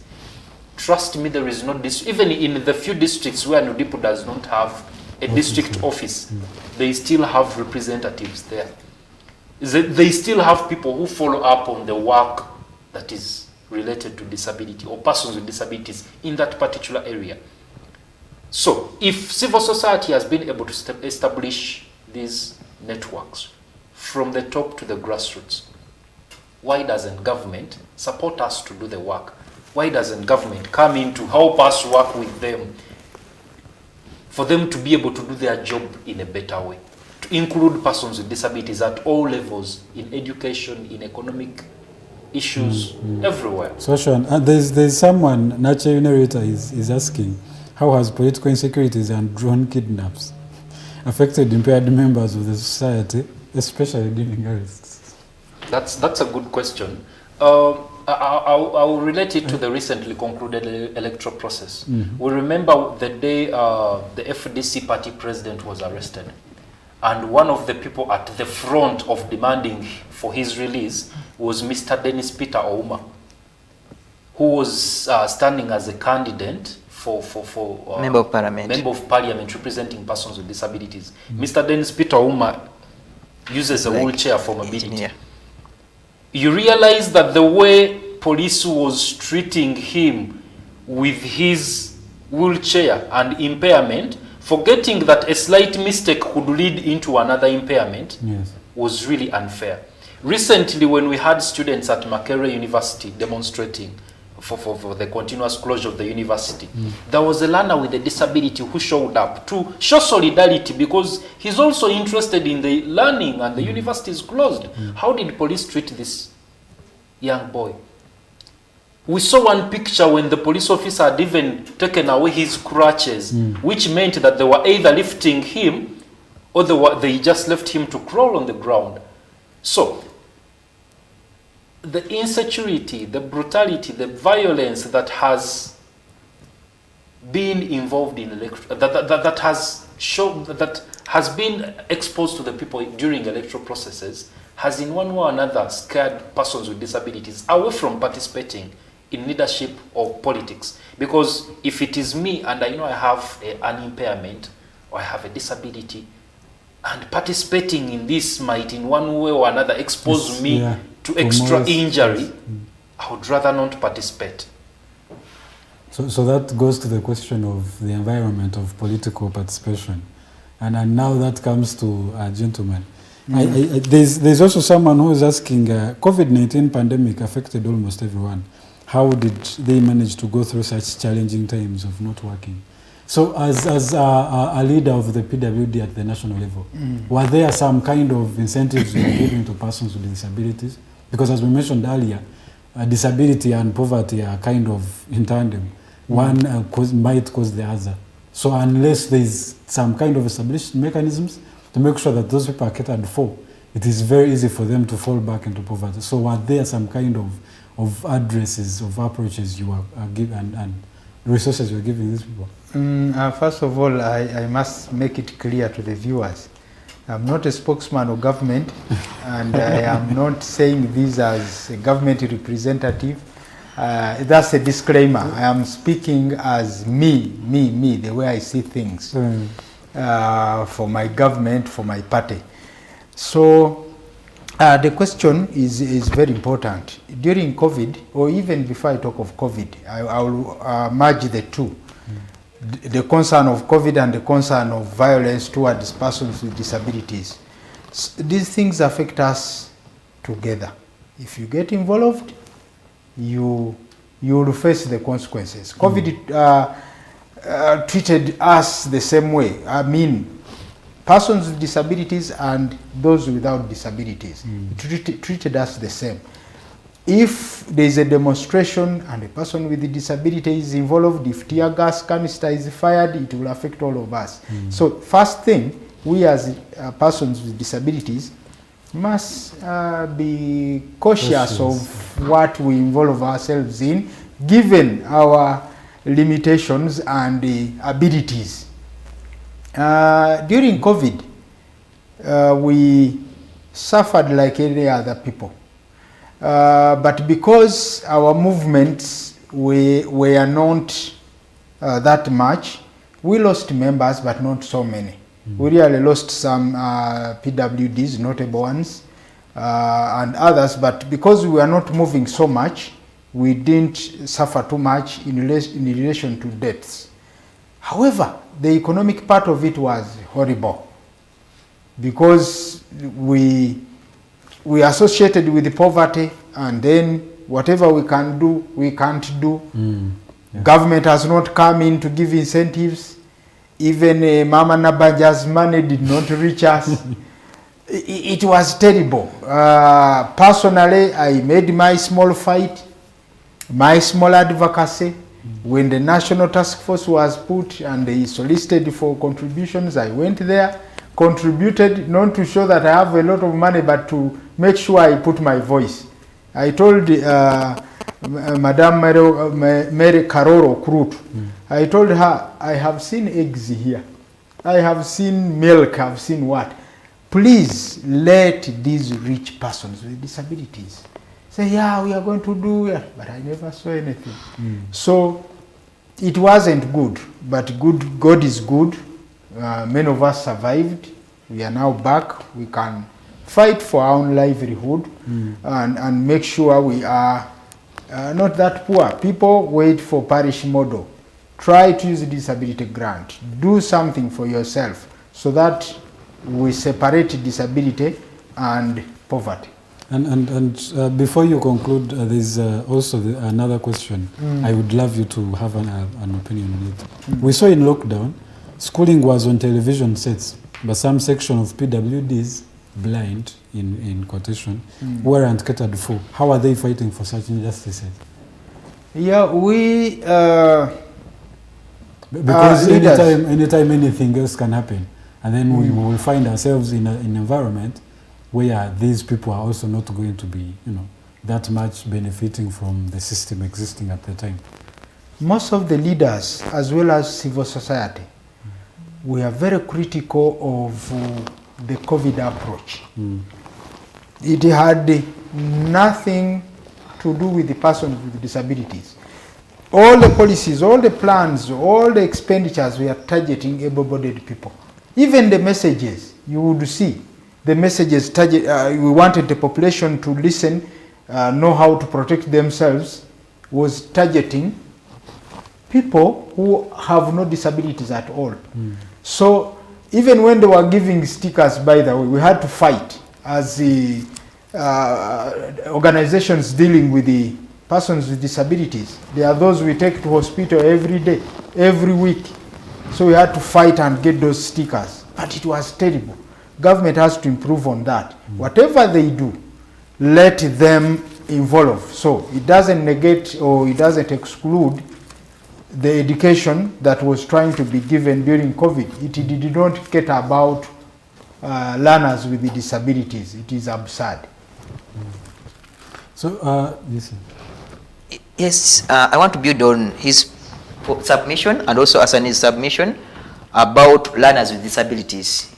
Mr. Waddimba brought up about the other student of Makerere University who was handled in a degrading way.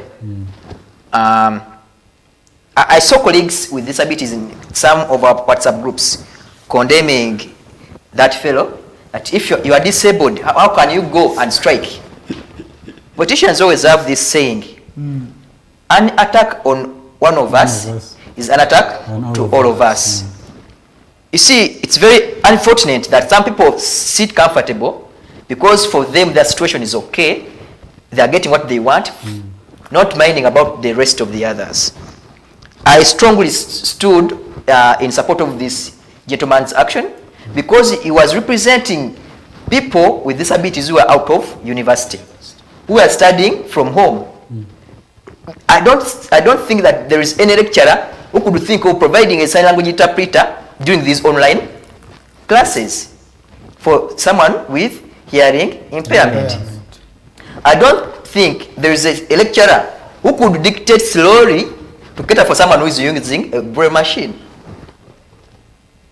So this person was coming out in regard to what you said, how were they affected? Still, those on classes which were being carried out on TV, they were leaving out learners with disabilities in many aspects. So it's very important that as we're fighting for inclusion, because in disability we have, is it a disability theme or SDGs, leaving no one behind. That has been a hashtag that has trained. Spiritually, the Bible says that if only one person is, it becomes a saved or confesses Christ as their personal savior, heaven jubilates. So even us, even if one person's rights are protected, we should be jubilating. If anyone's rights are abused or violated, we should stand out and advocate for that one person's rights. Yes, sir. Yes, sir. You had something to say.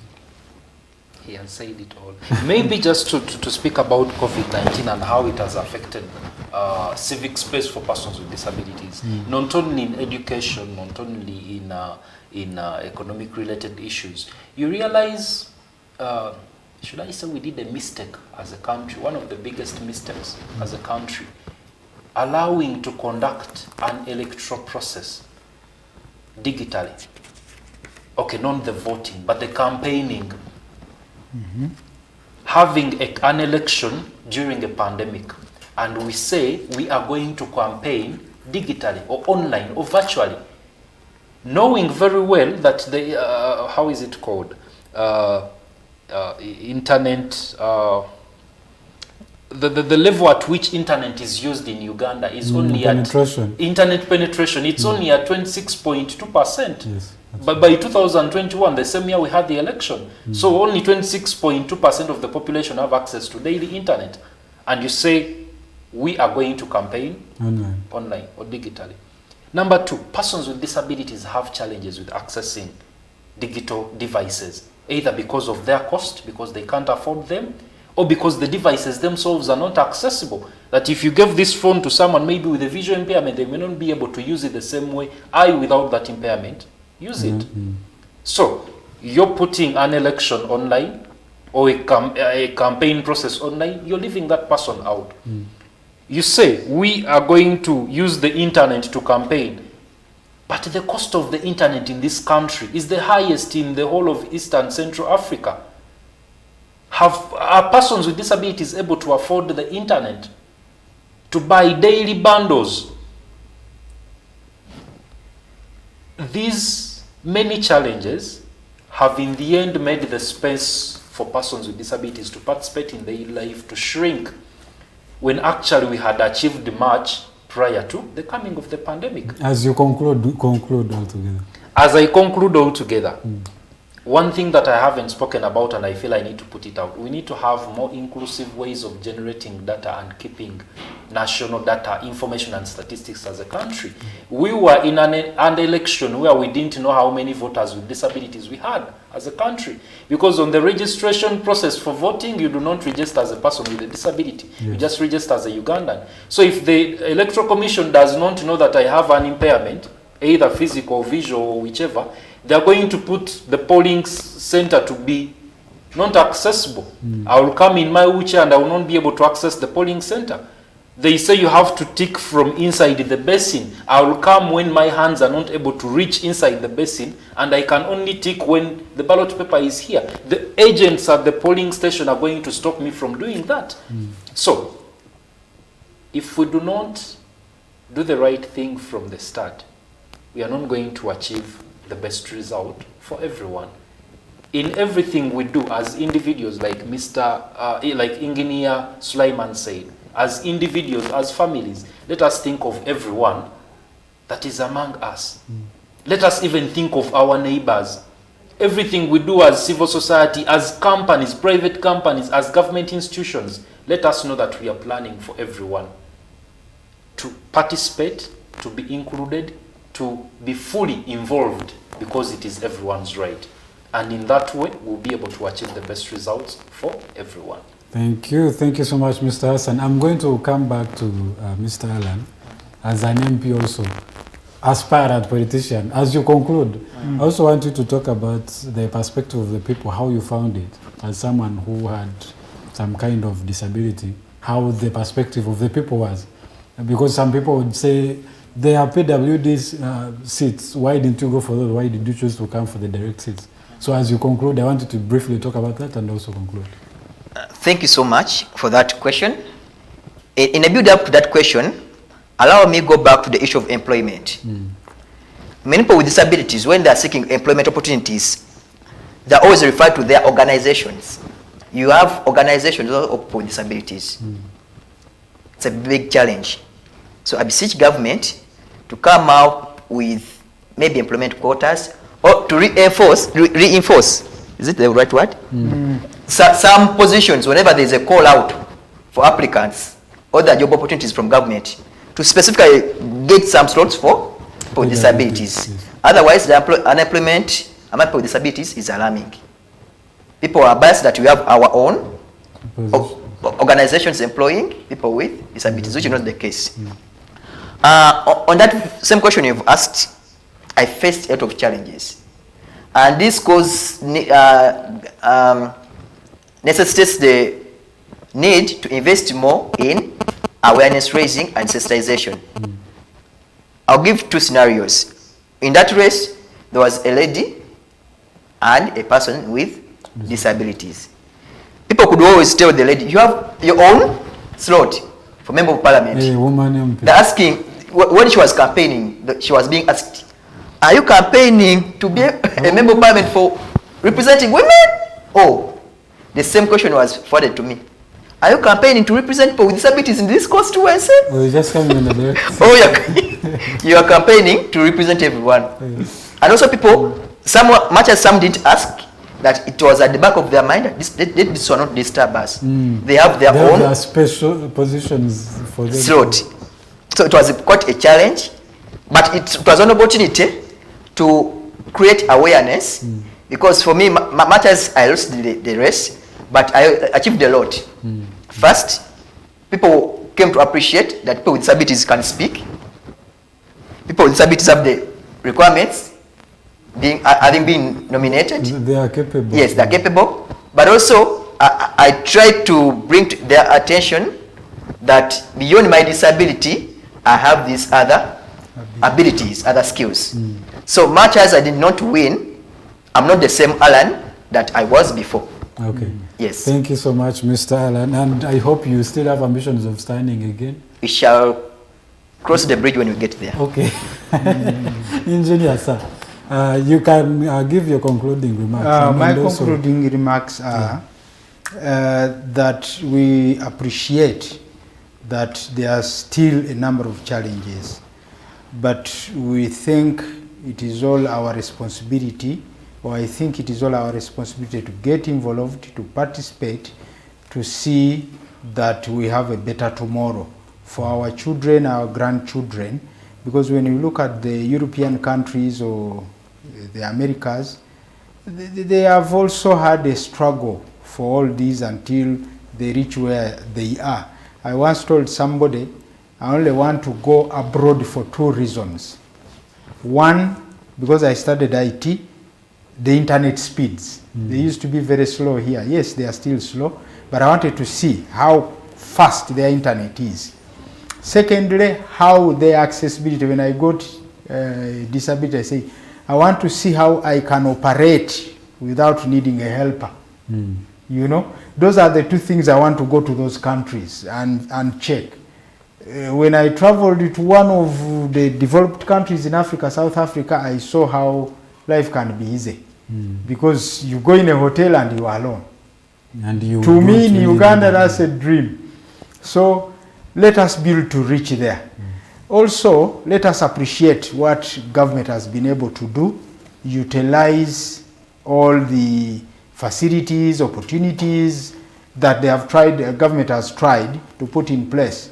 Even if it is my brother's government to come next, we are going to build on something. We have really built something. Thank you very much. Allan, there's a foundation for NUP when you come in government. Thank you so much, gentlemen. Thank you so much for your time. And everyone for watching for that long time. And on my part, I also want to just make my call, add my voice onto these men here. That the work to getting there is not a one-man army. It's not on the side of the government. So it's your role, it's my role. It's our brothers and sisters and parents who are facing these kind of challenges. So I think it should also be a collective work to make sure that the environment is favorable for all of us. We need to thrive all together. Thank you so much. And we have come to the end of the show today. My name again is Regis Turiawe. We shall be meeting again another time. Next week, hopefully, Abdelatif will be fine and he will be able to be sitting in his own will. And that marks the end of the day. Thank you.